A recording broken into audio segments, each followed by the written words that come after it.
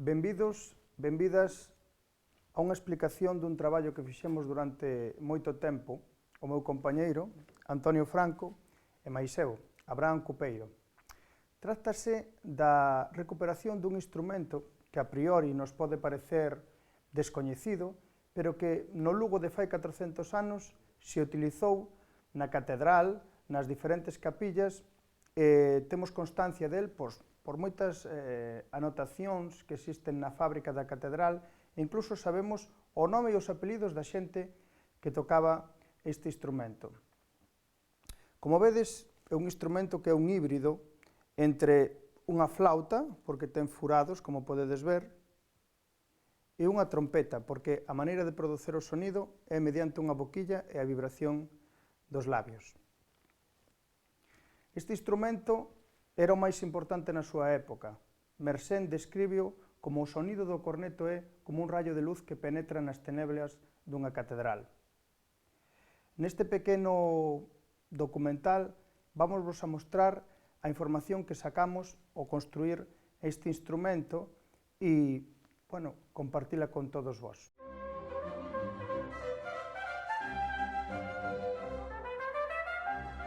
Temos aquí o que son os furados, que son o que nos van dar as alturas dos sonidos, o mesmo mecanismo que podería ser o dunha flauta, un clarinete, e temos esta peciña que é unha boquilla a modo de trompeta, que ao colocala nos beizos, pois o contacto con eles produce unha vibración e xenera un son.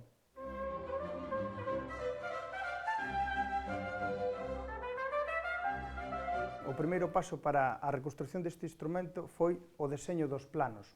Como a fonte orixinal non a tiñamos, aínda que sabíamos do seu uso nas catedrais, o que fixemos foi cotexar diferentes cornetos actuais e fomos diseñando pouco a pouco.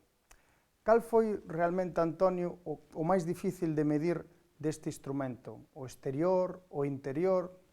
Ben, o principal complicación que tuvemos no corneto, como ben sabes, foi o medir o interno, porque falamos dun tubo curvado, entón, hasta unha certa distancia si podemos acceder, o que pasa que a partir dunha cuarta, dúas cuartas, temos máis dificultade para ir medindo. Tuvemos que incluso argallar un medio aparello, que lembrarás, con unhas roscas para que puderan unhas anillas para poder calibrar e galgar os distintos tipos de interiores que se van producindo dentro ao longo do corneto. Incluso utilizamos unhas radiografías, exactamente, pero que nos deron bastantes quebradeiros de cabeza, non? Por que? Porque non funcionou? Estas radiografías que foron a modo tamén de proba, pero en principio tiñamos pensado que nos iba a facer un traballo bastante bo, e podemos detectar que tiñan un erro de escala, o do natural, ao que nos queríamos reproducir, dun erro bastante dun 10 ou un 12%, entón decatámonos, lembrarás que nos decatamos de que reproducían estas radiografías ese porcentaxe a máis, entón non nos servirían para facer as plantillas e os patróns que necesitábamos para levar a cabo o corneto. E ti, que importancia lle das ao primeiro paso que é o de facer un plano para a reconstrucción dun instrumento? Para ti, que porcentaxe de éxito radica no primeiro paso que é facer o plano do instrumento? É fundamental porque o plano, un dibuixo técnico, ou ben sexa no ordenador ou a man, vai che dar unha vista previa, sobre todo espacial, do que ti vas a representar logo na madeira. Se algún problema constructivo ou algún elemento que digamos pode ser accesorio ou como por exemplo o caso da boquilla ou tal, sempre aí vas a poder xa facerte unha idea como vas a ter que traballar, como van ir os tiros, a ver como se van a encaixar as pezas e todo eso. Incluso os problemas que poden aparecer, non? Claro, pódese prever, non o 100%, pero se poden prever bastantes problemas. Sempre que traballo con tipos de instrumentos como estes ou outros que se solen fazer aquí no Obradoiro, o dos planos sempre é un punto crítico, é importantísimo, porque eses errores que pode haber de milímetros nun plano, na medida podense traducir a máis, entonces eses parámetros estamos falando de instrumentos que teñen que afinar, que teñen que dar un son, e que se ven nunha nota grave, tes un pequeno marxen, digamos, que sí que podes modular o intérprete. Efectivamente, como ben dices, pois nunha nota aguda acortas ese parámetro e tes que fiar moi fino. De feito, tuvemos a gran sorte que no primeiro corneto xa non sonou, pero o segundo, digamos, que xa o bordamos, non? Que iso é o que non suele ser habitual, sobre todo cando se reproducen instrumentos históricos desta índole, acertar así as primeiras de cheo non suele ser habitual. Normalmente suelense facer prototipos, 2 ou 3 prototipos, e sobre esos prototipos vas traballando a ver como funciona en altura, en dimensión, en tímbrica, e todo este tipo de parámetros que tú conoces moito mellor ainda que a min, que a música son tan importantes.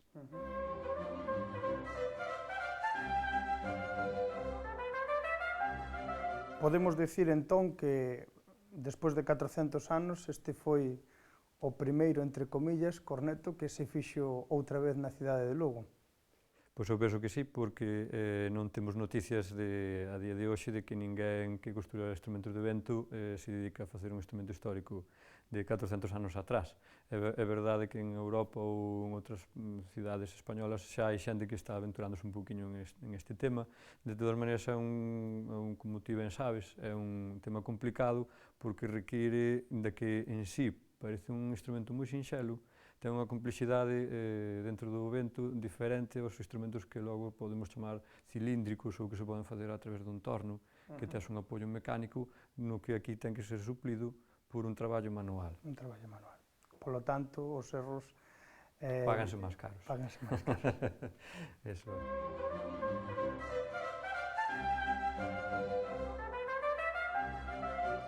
Agora vamos vos a mostrar o seguinte paso despois dos planos, que é a búsqueda da madeira, que é o material do que se construe o corneto.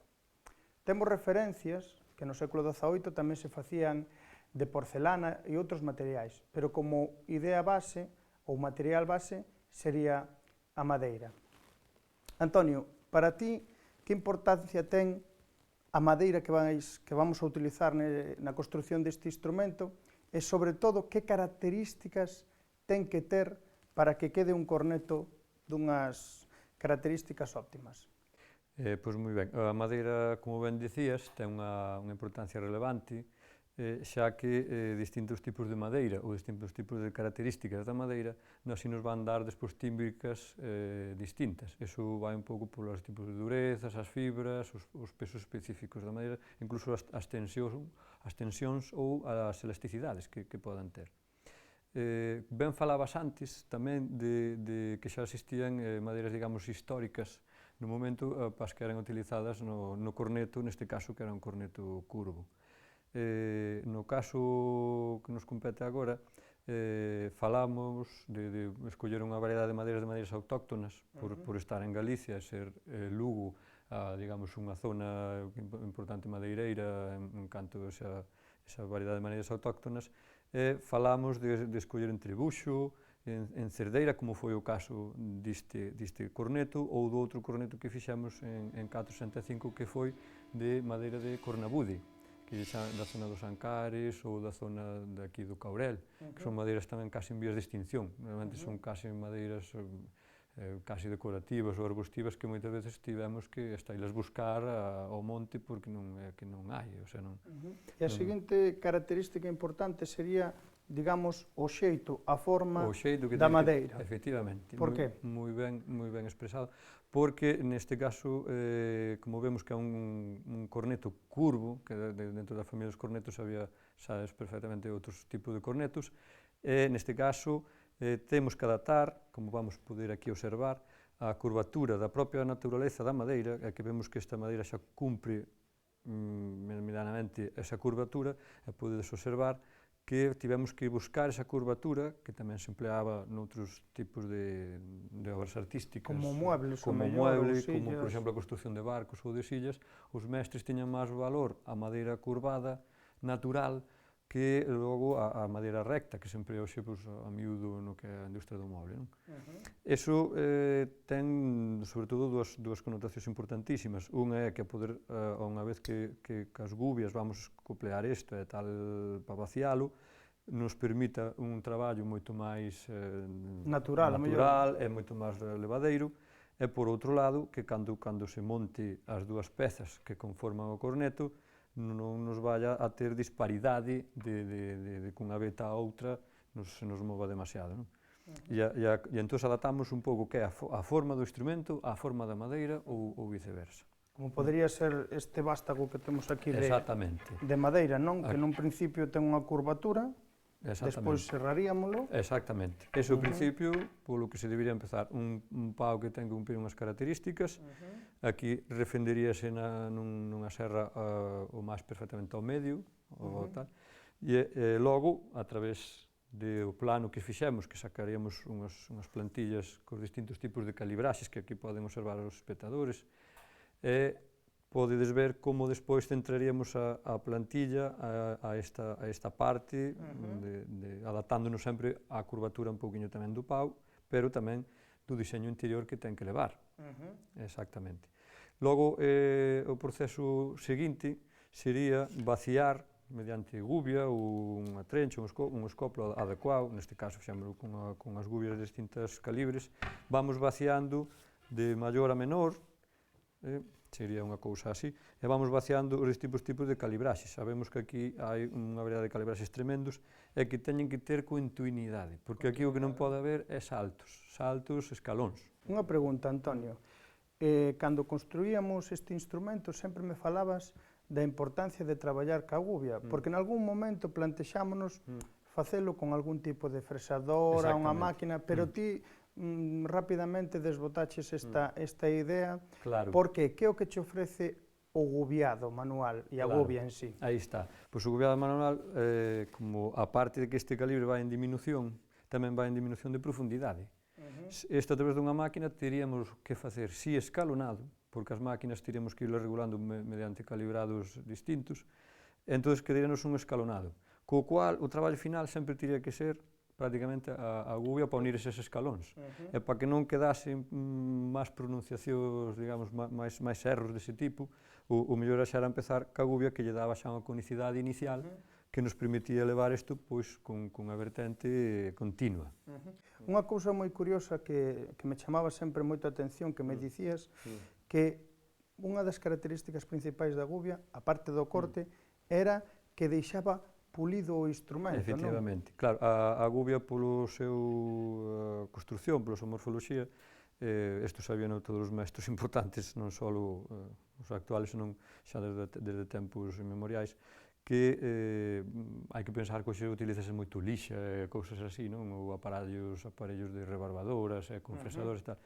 Eso son, digamos, o que chamamos as muletas, non? As muletas da tecnoloxía, que eso normalmente emprégase cando non se sabe traballar con ferramentas manuais. Non quere dicir que seña peor, é preferible, o sea, factiblemente perfecto que se pode utilizar. O que preguntabas tú da gubia é que a parte de que nos corta, que nos sacan as virutas, a parte traseira, esta parte traseira que ten aquí, está nos bruñindo, o sea, en unha operación fainos dúas. Unha corta e outra bruñinos, co cual o acabado que podes deixar con a gubia, se tes unha certa sutileza manual, pode ser perfectísimo. A prova está de grandes tallistas e escultores que houve en Santiago, aquí en Lugo, que non naide falaba de lixar as obras, nin de limalas, nin de nada. O sea, a obra de talla ou escultura quedaba acabada de gubia. Iso era unha norma básica de calquer artesano que se preciara. Para nós tamén é verdade que a hora de tocar o instrumento é moi importante que quede como se fose cristal, totalmente pulido, porque o son compórtase igual que a luz, é dicir, reflíctese, e se hai unha superficie porosa, pois non se reflicte, pero se hai unha superficie moi lisa, pois o sonido, digamos, que viaxa mellor e o son é moito máis fácil de conseguir e moito máis puro, case sen imperfeccións. Efectivamente, nestas dúas pezas, por exemplo, que poden ver os nosos espectadores, que podedesmos ver, ainda que son madeiras diferentes, vemos que un proceso máis de desbaste, nesta peza de cerdeira, ou neste de serval, de cornabude, que lle chamábamos antes, poden observar como, ainda que ten certas imperfeccións da textura propia da gubia, o brillo, o pulido e o bruñido que xa ten, Eso é moi importante, porque despois eso que se levou a cabo despois cos instrumentos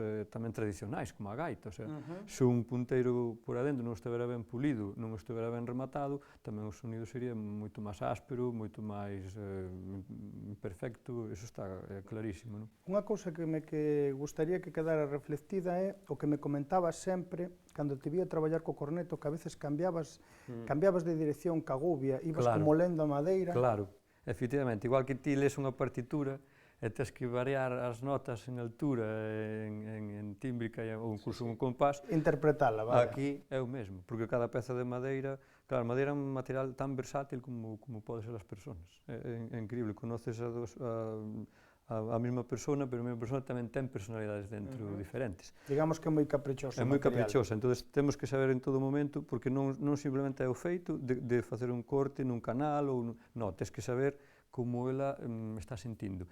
E iso como podes percibir? Ca ferramenta manual, porque a ferramenta mecánica simplemente actúa a través dun motor, a través dunha cuchilla, e iso, digamos que perdes unha sensibilidade que ca man si a tes.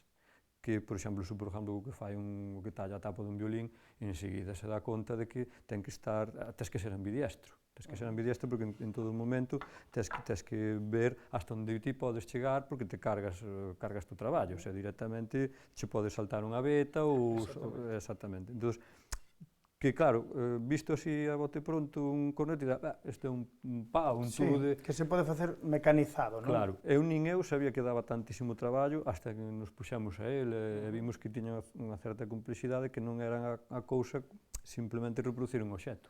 Reproducir un obxecto seguramente saibamos calquera, pero reproducilo para que vaya a dar un sonido e reproducilo que sirva para algo con base histórica e que despois ca gran sorte de que ti estiveches presente en todo o proceso, que pudeches velo e aconsellar e basarnos sempre nunha cousa histórica para non ter que, digamos, sacarnos demasiadas cousas da manga que non foran lícitas a hora de poder reproducir, non?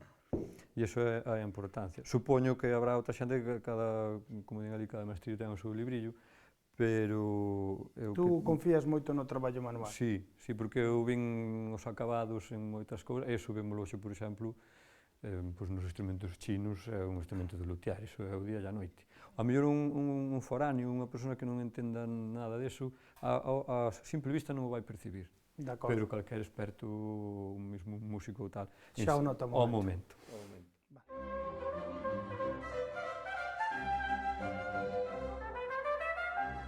Ben, como dixo Antonio, unha das dificultades de construir este instrumento é de que hai que facelo en dúas metades, é dicir, non podemos utilizar un torno. E entón, temos unha semiesfera por un lado e outra semiesfera que temos que pegar. Antonio, esta parte do proceso considérala moi delicada, moi difícil. Que utilizaches para, digamos, pegar estas dúas partes e que se fixeran un todo, non? Un todo. Bueno, primeiramente, hai que ver que a parte de unir as dúas pezas en sí, como pode ser calquera outro tipo de traballo, é a base que temos entre as dúas pezas. Esa base que, en principio, xa tuvemos que preparar moi ben previamente a facer o canal.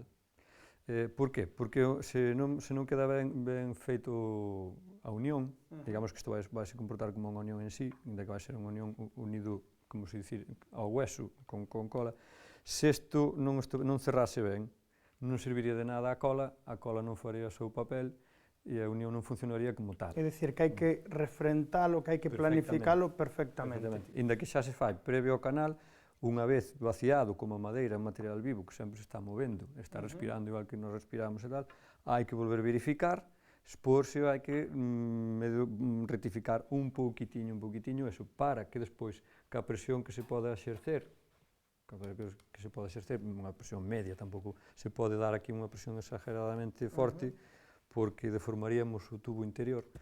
Ten que pechar perfectamente, solo verse, digamos, que a xunda que se ve porque a cola nos vai dar un toniño un poquinho máis escuro, pero ten que unir perfectamente, senón non nos serviría de nada todo o traballo previo que fixemos. Incluso se pode estropear a peza, digamos, facendo o exercicio de planificala, podémonos pasar, incluso podemos cambiar as dimensións. As dimensións... O sea que é unha acción realmente delicada. Delicada, sí. Xa as pezas en sí hai que prepararlas moi ben antes, ten que ser unha madeira, como falamos antes, moi seca, moi tal, e aproximala todo o máximo que poidamos. Esa aproximación que vayamos facer ahora previa ao encolado ten que ser mínima, o sea, ten que ser casi digamos que un suspiro. Falas do encolado, que tipo de cola utilizaches para facer isto? Ben, como estamos falando dun instrumento histórico, como o corneto, evidentemente, ainda que hoxe hai colas de moitísimos tipos, que as colas de cianuro, que é o pegamento rápido, todo eso, pero nós vámonos centrar, como sempre, digamos, o que ten que facer un artesán, sobre as colas que poden ver aquí os nosos espectadores, que son colas de origen animal. Esta é cola de coello, isto queda totalmente cristalizado. Cola de coello, chamase así por algo? Chámase así porque esta ven dos desperdicios, digamos, de coláxeno que teñen os coellos. É dicir, os tendós, as orellas, todo o que a industria cárnica non aproveita, todo isto se fai deso, non? Esta é unha cola utilizada, que pode ser de coello, pode ser de cabritillo, pode ser de outro tipo, aina de peixe tamén, que é unha cola moi famosa, de esturión. E distintos tipos de colas animales danos de tipo de texturas, pero todas son reversibles. Estas colas chegan de secas a ser casi cristales puros, casi como ámbar, pero ao mesmo tempo son reversibles. Iso quere dicir que se temos que algún día reparar o instrumento ou volver a acceder a él por cualquier circunstancia, temos esa reversibilidade que nos fai que o instrumento poda ser reparado. Senón estas colas que a hoxe modernas sería totalmente inviable. Esta sería, por exemplo, unha cola que se utilizaría, por exemplo, fai 400 anos? Sí, perfectamente. Esta cola ainda non hai moito tempo que utilizábamos carpinteiros aquí en Lugo, eu recordo perfectamente, hasta que veo a cola vinílica, a cola esta caibra PVA, que é polivinilo con acetato, utilizábase desta. Que pasa? Que para a industria da carpintería si supuxo mellor unha revolución esa cola moderna, porque era máis rápida, evidentemente, e dáballes outras prestacións que non lles daba esta.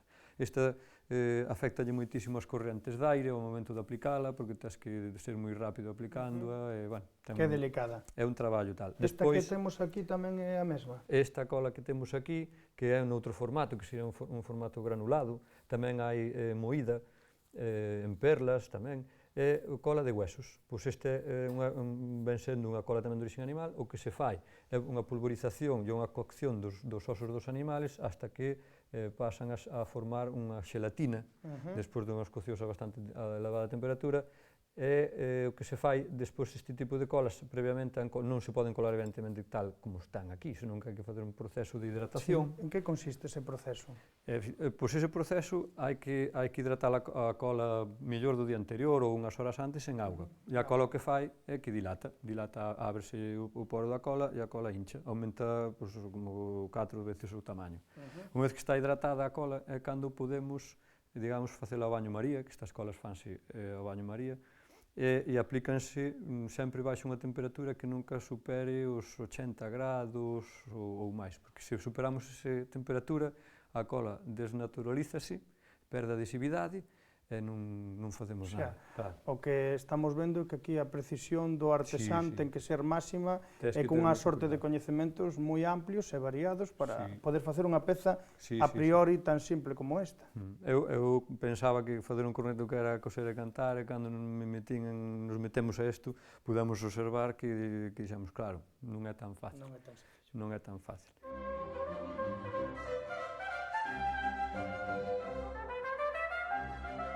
Unha das cousas que máis chama a atención do corneto non é simplemente o seu son, senón a súa forma, non? Que ten a forma como dun corno. Pero ao mesmo tempo ten, digamos, 8 paredes, o que se lle chama o chavado. Isto axúdanos en varias funcións. Unha delas é que podemos asir mellor o instrumento, ao ter aristas conseguimos agarralo mellor. Pero ao mesmo tempo tamén funciona como no son do instrumento, non? Se lle quitamos madeira, o instrumento vai a sonar moito máis libre. Antonio, como traballaches isto unha vez que sellamos o corneto? Con que ferramentas? Como faz para conseguir estas 8 caras no instrumento? Estas 8 caras, bueno, esta non é das partes máis difíciles do proceso. En principio, unha vez que isto estaría, imaginémonos que isto estivese perfectamente encolado, teríamos unha especie de cadrado exterior con un cilindro cónico no interior. Entón, unha vez que temos estas 4 caras bastante ben perfiladas, non antes, porque non podemos pasar a un polígono de 8 caras sin ter o anterior, que sería un cadrado ben feito. Eso é importante. 4 caras. 4 caras que serían os 4 lados que nos darían esta peza. Entón, perfilaríamos ben o que xa temos encolado, que serían estas 4 caras, e unha vez temos estes 4 lados bastante perfectos, si poderíamos pasar ao proceso de ochavar a peza. Se non temos primeiramente digamos que dun polígono regular, crea outro polígono regular, pero ten que estar bastante ben. Senón, despois podenos pasar aquí o que suele pasar moitas veces, non? Que nos sale unha cara con moitísimo máis ancho, que se nos cae as líneas. Non? O que podemos ver realmente é que cada paso ten que estar feito con moita paciencia e despacio. É dibuixo, porque aquí, ao fin e ao cabo, ainda que é sencillo, é unha cousa con líneas, pero esas líneas teñen que ter unha continuidade, non pode haber quiebros, nin pode haber, igual que en todo o mundo da arte. E esta parte de aquí, que a verdade é que eu cando vi os cornetos por primeira vez dicía, bueno, que é unha función ornamental que ten o instrumento, pero démonos conta, cando estábamos aquí traballando no taller, que eu iba probando o instrumento unha vez pechado, porque, bueno, a impaciencia no músico máis grande que no luthier, podía ver que o instrumento casi que non sonaba, e incluso cando lle quitamos estas lascas e fixemos esta forma, mellor dito, fixeches esta forma, notei que o instrumento agrandábase o son moitísimo, non?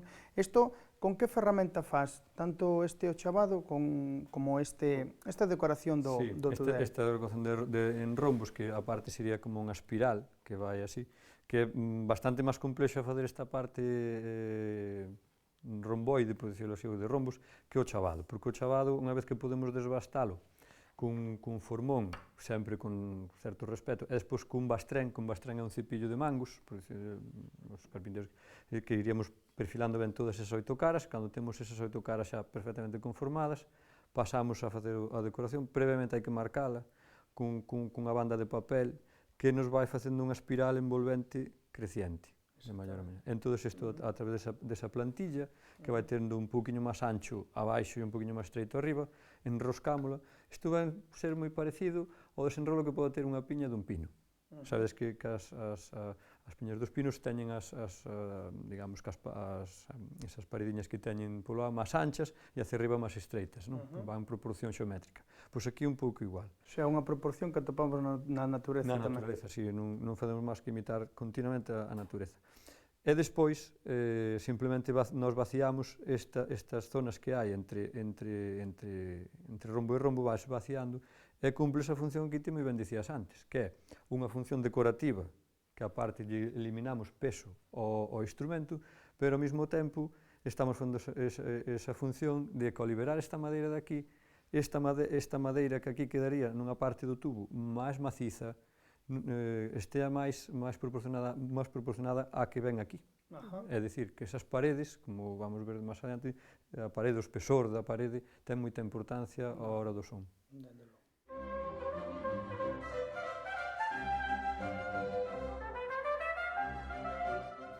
Despois deste último paso, queda, digamos, facer o mecanismo polo cal cambiamos a altura dos sonidos, porque senón o instrumento só daría 2 ou 3 notas.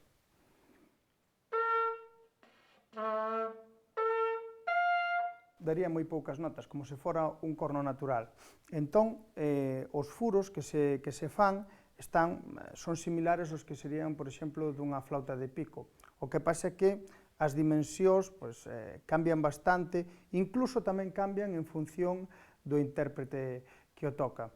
Un instrumento que ten unha digitación semellante a unha flauta de pico, pero que ten cousas diferentes porque tamén utiliza os armónicos como da trompeta. Entón, é un pouco complicado neste aspecto da digitación. Bueno, a maneira de facelos con as brocas, pero gustaríame que falaras un pouco o que me explicabas a min cando despois me dabas esa navalla para facer, digamos, os rebordes por dentro e podelo afinar, é dicir, que os furados non son verticais totalmente, non? Exactamente. Eso pasa en moitos instrumentos de vento, como falábamos antes previamente, a parede, o grosor da parede é fundamental, e despois tamén a ubicación do burato. Neste tipo de instrumentos que temos que a veces que buscar esa nota nese punto tan concreto, máis alta ou máis baixa, a parte de fazer o taladrado cilíndrico, temos que despois repasar cun coiteliño, digamos que se chama abocinar, chamaríamos este proceso de abocinar. É abocinar a entrada interior, que vai desde o tubo cónico interior hacia fora, digamos que un pouco abocinada, un pouco atrompetada. Eso é necesario porque sirve ao aire desde unha salida non tan traumática, non ese salto que faría nun escalón, que lle axuda a sair. Axuda a sair. Entón, podeche comprobar ti cando ibas tocando como iba mellorando hasta un punto que vías que non se podía quitar máis, que tamén temos un punto delicado, que se quitamos demasiado ou se abocina demasiado, perdería tamén un pouco... Incluso me falabas a maneira de cortalo, que era como por cuartos, non? Claro, dividiríamos cada burato destos, repartiríamoslo como en 4 partes, pero esa condición non la marca o material. O material neste caso é a madeira, entonces eu teño que cortar isto, imaginándonos que isto sería un coitelo moi afilado, e poñendo o coitelo así en este ángulo, viríamos cortando deste cuarto hacia acá, deste outro cuarto hacia aquí, deste cuarto superior hacia aquí e deste hacia aquí. Para traballar... Para poder traballar a madeira. Se intentásemos facer ao revés, por moi ben que nos cortara o cuchillo, íbanos quedar a madeira totalmente áspera e levantada. Entonces non quedaría a madeira, digamos, ao cortala contra a veta, estaríamos levantando, digamos, esa textura, esas fibras, e quedaría totalmente exacerbada, o sea, esa madeira quedaría fora de seu punto.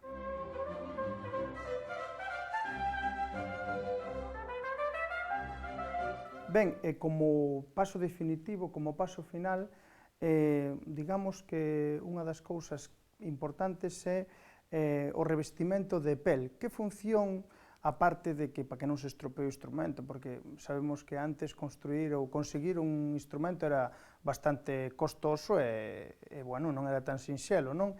Aparte diso, que función ten no corneto o revestimento da pel, do pergamino, para o instrumento?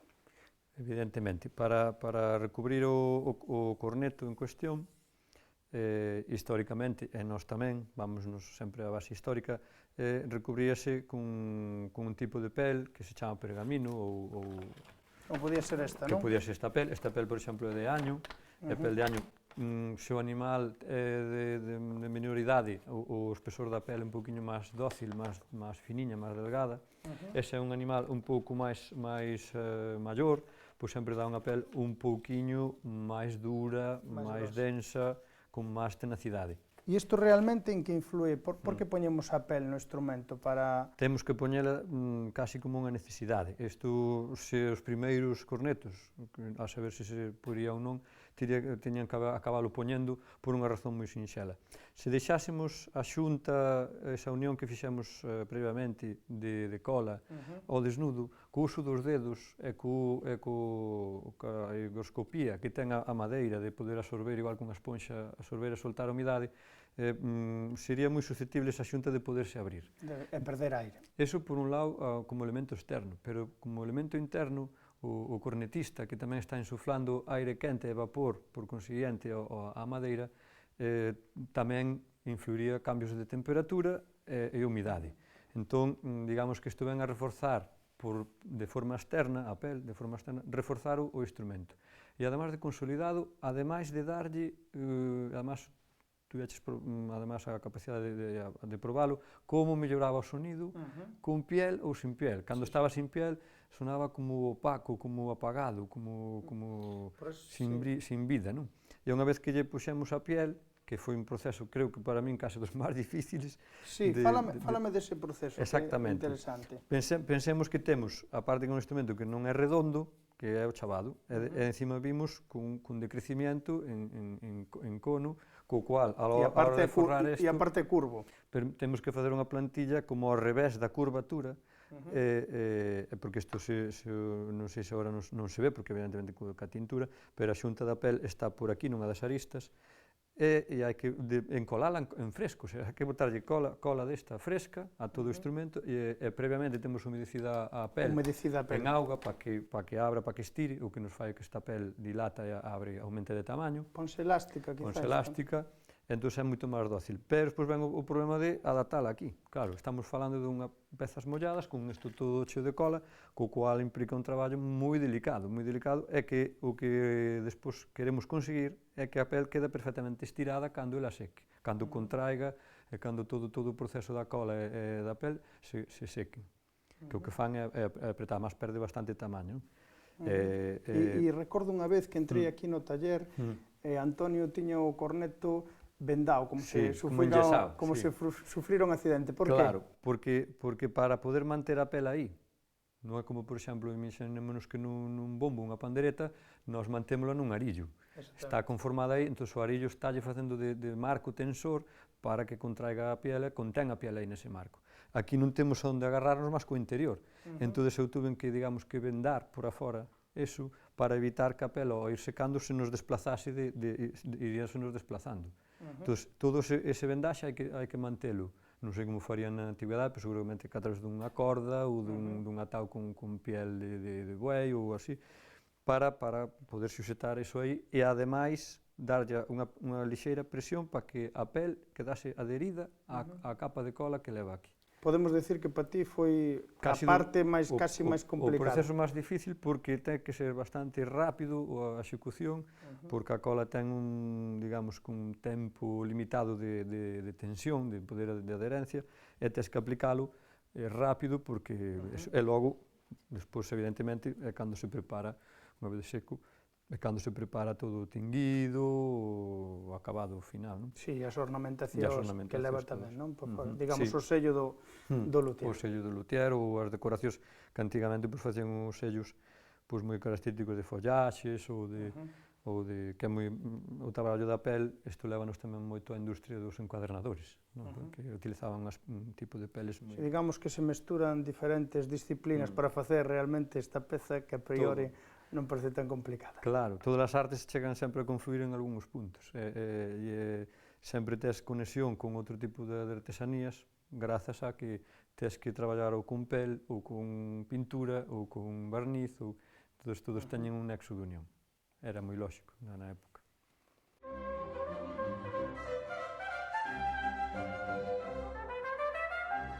Pois aquí rematamos esta pequena reportaxe do proceso de construción deste corneto. Agardo que vos gustase. Para min, como músico, foi un placer traballar aquí no Centrat e, sobre todo, traballar con Antonio recollendo toda esa sorte de coñecementos que ten non só na lutería, ca súa maestría, senón que como é capaz de unir as diferentes disciplinas e darlle unha visión tan global a todo. Agardo que fose do vosso interés e que vos gustase.